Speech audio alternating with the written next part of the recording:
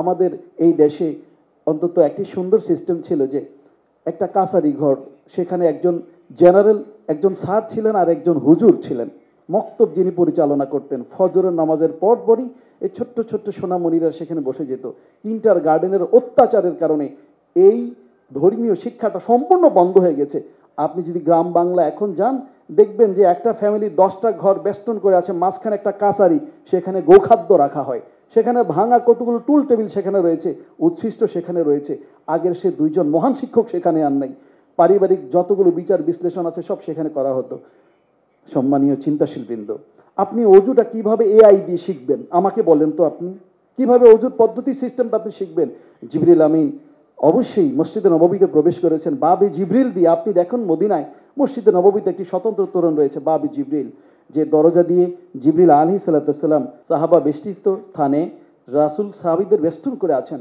এমন জায়গায় জিবরিল আমিন খুব সুন্দর একটা ড্রেস নিয়ে অত্যন্ত প্রশান্ত মনে অত্যন্ত সুন্দর আদবের সাথে রাসূলুল্লাহ সাল্লাল্লাহু আলাইহি সাল্লামের নিকটবর্তী হলেন এবং খুব শালীনভাবে দুহাতকে তার হাঁটুর উপরে জমিয়ে বসলেন। প্রশ্ন করলেন যে ইসলাম কি, ঈমান কি, ইহসান কি? সাহাবা আজমাইন সচক্ষে দেখলেন কিভাবে জ্ঞান অর্জন করতে হয়, শিক্ষার্থীকে কিভাবে আদব মেনটেন করতে হয়।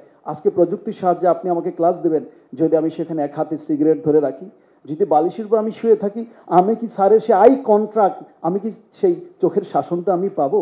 আপনি দেখুন, এই মানবীয় জ্ঞান ডেভেলপ করার জন্য অবশ্যই একজন মানবের কাছে আসতে হবে। হ্যাঁ, ওই জ্ঞানগত প্রযুক্তি একটি উন্নতর এবং একটি উচ্চতর পর্যায়, সেটাকে আমি অস্বীকার করছি না।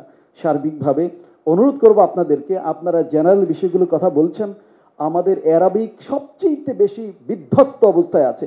পূর্বের মানুষগুলো, অন্তত আগের কয়েকটা বছরের কথা আমি বলছি, যারা গাইডগুলো হবে না, কোচিং সেন্টার চলবে না, এসব ঘোষণার পর প্রচুর বড় বড় বান্ডিল পাওয়ার মধ্য দিয়ে তারা সবগুলো কাজই করেছে। শিক্ষার্থীরা তো এখন আসলে গাইড নিয়ে ঢুকে যাচ্ছে, তারা তো টেক্সট বুক নেয় না। এতে করে আসলে তার উপর কি জুলুম হচ্ছে না? এবার আপনি আমাকে বলে দেন, কোন গাইড কোম্পানির বইটা আসলে আপনি অ্যাপ্রুভ করবেন? সে তো 4-5টা পাবলিকেশনসের বই নেওয়ার পর আরও অস্থির অবস্থায় আছে, কাস্টমাইজ করতে সে পারছে না। আসলেই এক বক্তা বলেছেন, আমাদের সন্তানরা তো বিদেশে পড়াশোনা করছে, তো এই দেশ বিশৃঙ্খল অবস্থার ভিতরে থাকুক, তাদের সমস্যাটা কি? কিন্তু এটা তো আপনি বাস্তব জাতির প্রতি কি দায়িত্ব পালন করলেন? ইউনূস আলাইহিস সালাম তার জাতিকে যখন ফেলে একা চলে গেলেন, কিভাবে সমুদ্রের মাঝে উত্তাল এক অবস্থা তাকে ফেলে দেওয়া হলো, তিনি মাছের পেটে থাকতে তাকে বাধ্য করা হলো 40 দিনের মতো একটি সময়। তারপর তিনি তার জনপদে ফিরে আসলেন, দেখলেন মানুষগুলো আমূল পরিবর্তন হয়েছে, তওবা করেছে আল্লাহর কাছে। আমাদের তো এরকম কোনো মিরাকল, কোনো ঘটনা ঘটবে না যে পুরো জনপদের মানুষ একত্রে ভালো হয়ে যাবে।